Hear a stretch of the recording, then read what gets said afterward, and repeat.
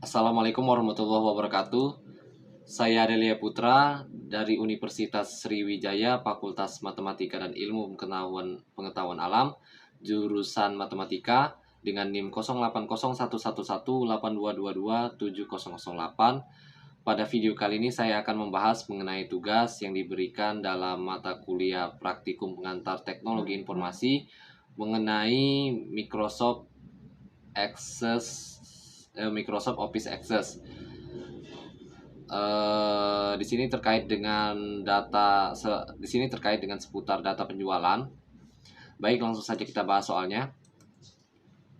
Tugasnya yaitu yang pertama, buat tabel pembeli dengan kolom berisi ID pembeli primary, nama pembeli dan alamat. Kemudian yang kedua, buat tabel barang dengan kolom kode barang, nama barang dan harga. Kemudian buat tabel nota yang berisi ID nota, ID pembeli, kode barang, quantity dan tanggal. Kemudian buatlah query dari 3 tabel tersebut dan lihat apakah ada relasi. Apabila ada relasi, buat query dengan menambahkan total dari pembelian. Kemudian yang kelima, buatlah dalam bentuk form, berikan tampilan yang menarik. Oke, yang pertama yaitu buatlah tabel pembeli dengan kolom berisi ID pembeli, yakni yang ini, seperti yang tampil pada layar. Jadi ini tabel pembeli, kita ke design view terlebih dahulu. Nah, sebentar saya close dulu ini. Nah, kemudian di sini ada tabel pembeli. Yang pertama tadi tugasnya yaitu buatlah tabel pembeli. Saya ke design view terlebih dahulu. Design view itu tempat untuk mengatur bentuk atau struktur dari tabel. Jadi di sini saya atur terlebih dahulu struktur dari tabelnya, kemudian baru saya isikan data-datanya. Jadi yang seperti pada soal tadi, isikan ID pembeli, nama pembeli, dan alamat. Ini semuanya tipe datanya short text, kemudian ID pembeli jadikan sebagai primary key atau kunci utama. Ya, ini lambang primary key-nya. Nah, kemudian kita ke datasheet view untuk melihat data-data yang sudah diisikan. Ya, ini saya sudah isi. Ada ID pembeli, nama pembeli, dan alamat. Ini sebanyak 15 record atau 15 data di sini. Ya, 15 record ya. Ada AD dan seterusnya, alamat, kemudian ID pembelinya. Oke, kita setelah membuat tabel pembeli, kita lanjut ke soal nomor 2, yaitu buat tabel barang dengan kolom kode barang, nama barang, dan harga. Kita buat tabel barang di sini. Nah, saya sudah buat di sini ya. Untuk membuat tabel itu cukup klik create, kemudian klik table atau table design. Saya sarankan itu buat dengan mengklik table design saja, dikarenakan kalau kita klik table design ya kita akan diarahkan ke halaman seperti ini ya, diarahkan ke halaman seperti ini. Kemudian kita akan mengatur struktur dari tabel yang akan kita buat ya. Kalau tabelnya berupa kalau tabelnya berisikan kode barang, nama barang, dan harga, atau berisikan 4 kolom, nanti kita atur di sini bisa. Kemudian tipe datanya bisa kita atur terlebih dahulu. Itu enak. Nanti untuk pengisian data kita lakukan setelah kita mengatur strukturnya terlebih dahulu.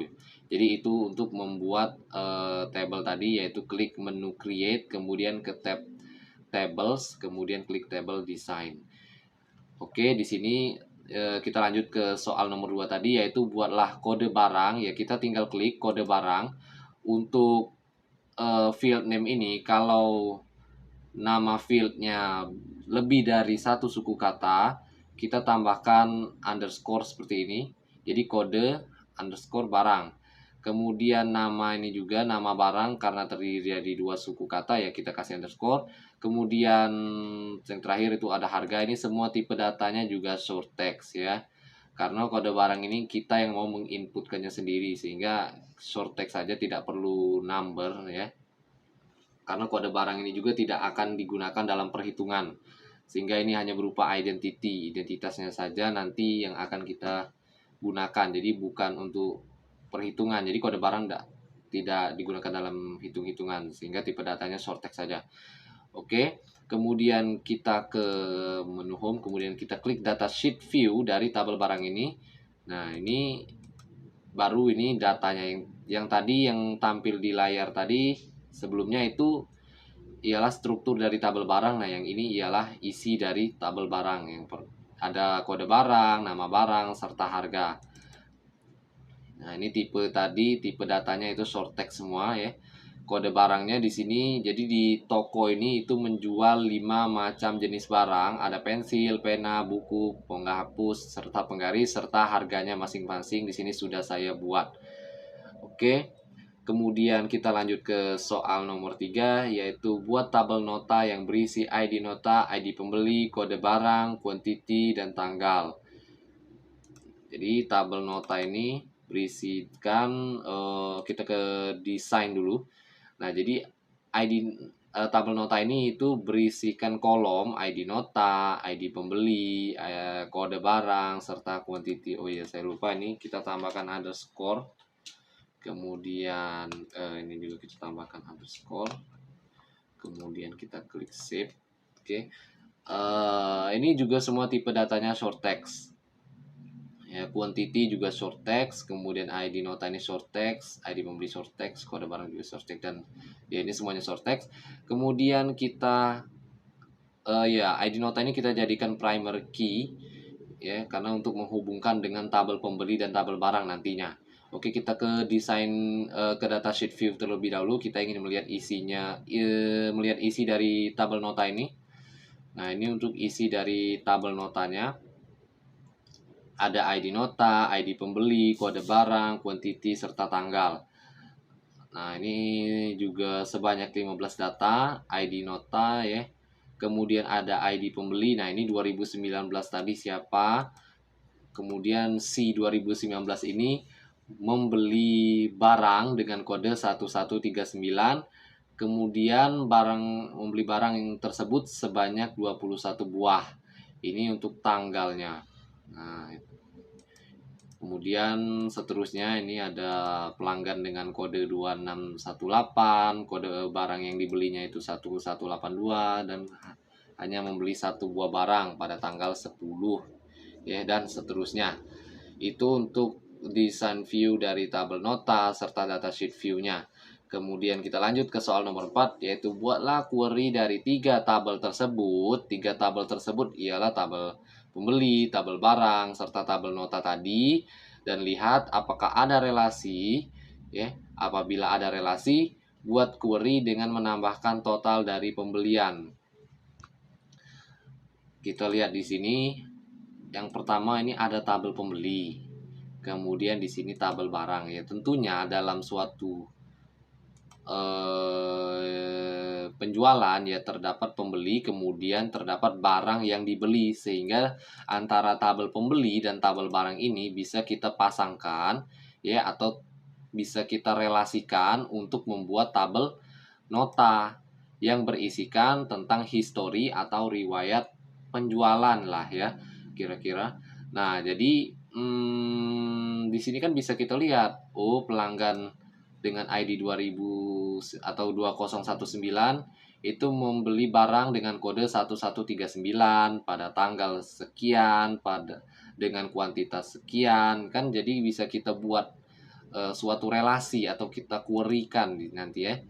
Nah, jadi relasinya kan sudah kita temukan ya ini ya, antara tabel barang dengan tabel pembeli, itu bisa kita relasikan sehingga terbentuk tabel nota yang berisikan catatan penjualan atau riwayat penjualan. Oke, sudah ketemu untuk relasi. Kemudian kita buat query dari 3 tabel ini. Nah, ya ini di navigation pane ini ada query 1, kita klik. Nah, untuk buat query kita klik create ya, kita ke menu create, kemudian klik tab query design ya, sama seperti table tadi kita desainnya terlebih dahulu ya. Kita menyusun struktur dari query ini ya, kemudian baru kita isikan data-datanya. Nah, kita ke design view dari query ini dulu. Nah, jadi ini deh desain view-nya. Jadi ada tabel barang ya. Nah, inilah relasinya tadi kalau digambarkan. Jadi antara tabel barang dengan tabel pembeli itu bisa kita relasikan sehingga terbentuklah tabel nota. Yang jadi kunci di sini ialah kode barang, ID nota, serta ID pembeli. Oke. Nah, mengapa jadi kunci? Ya, karena ini utama saja. Jadi kalau kita mau melihat riwayat penjualan, ya kita cukup melihat ID pembelinya saja. Dengan mengetahui ID pembeli saja, kita sudah bisa melihat nama pembeli serta alamatnya kan. Nah, begitu juga dengan kode barang. Kode barang ini juga dengan melihat kode barang saja, ya kita masukkan misal kode barang 2113. Kita klik enter, maka akan muncul detail dari barang tersebut. Nah, itu kira-kira maksud dari primary key, jadi kunci utama. Ya. Kalau nama barang, ya itu belum tidak memungkinkan untuk jadi primary key. Jadi cukup dengan kode barang saja. Kalau nama barangnya panjang kan ya itu tidak efisien kalau kita misalkan mau mencari detail dari misalkan mobil merek bla bla bla bla panjang mereknya kan. Ya kalau kita mau search di search bar ya atau search di database ya itu kan tidak efisien. Cukup kita masukkan saja kode barangnya. Jadi dari merek mobil yang panjang tadi bisa kita persingkat menjadi 1102. Nah, jadi kalau ketika kita inputkan di search bar di database 1102 enter, muncul detail nama mobil bla bla bla, spesifikasi mobilnya akan muncul di situ kan. Nah, jadi kira-kira itu fungsi dari primary key ini. Jadi primary key ini berfungsi sebagai kunci utama yang menghubungkan antara tabel yang satu dengan tabel yang lainnya ya. Kemudian ini, nah ini yang akan kita querykan. Jadi yang pertama di sini kita letakkan ID nota, kemudian tanggal, kemudian ID pembeli, nama pembeli, alamat, kode barang, nama barang, harga, quantity, dan total. Total ini nomor 5 sudah termasuk nomor 5 ya. Masih masuk nomor 4 ya. Nah, jadi di sini total ini ialah total harga dari pembelian tadi. Ya, rumusnya langsung saja. Kita masukkan harga dikali dengan banyaknya barang. Ya, rumus menentukan total harga kan ya banyaknya barang yang dibeli dikali dengan harga satuan dari barang yang dibeli tersebut.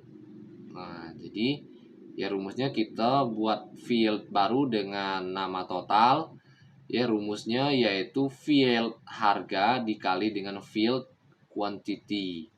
Nah, itu untuk field total ini. Jadi selesai untuk nomor 4 ya. Kita lihat terlebih dahulu untuk datasheetnya. Nah, ini muncul ID nota, tanggal, ID pembeli. Nah, ini nama pembelinya, alamat. Bisa kita lihat di sini. Kode barang yang dibeli, nama barangnya penghapus, kemudian harga, quantity, ini total. Nah, totalnya yaitu quantity dikali harga 21 dikali 1.500 yaitu 31.500 harga totalnya. Dan seterusnya ke bawah. Nah, inilah query-nya. Oke, sudah selesai. Kemudian kita lanjut ke nomor 5. Buatlah dalam bentuk form. Nah, untuk form ini cara buatnya yaitu ya kita klik create, kemudian kita ke form design ya. Kemudian kita atur sedemikian rupa ya. Ini bentuknya masih simple ya. Sebenarnya bisa lebih keren ya. Tapi saya di sini buat sederhana saja terlebih dahulu karena ya untuk mempermudah teman-teman dalam memahami pembuatan form ini ya. Nah, jadi kita buat ID nota, di sini ada ID pembeli, kemudian nama pembeli, alamat, ini tanggal ya. Kemudian ada kode barang dan seterusnya. Ini untuk record one.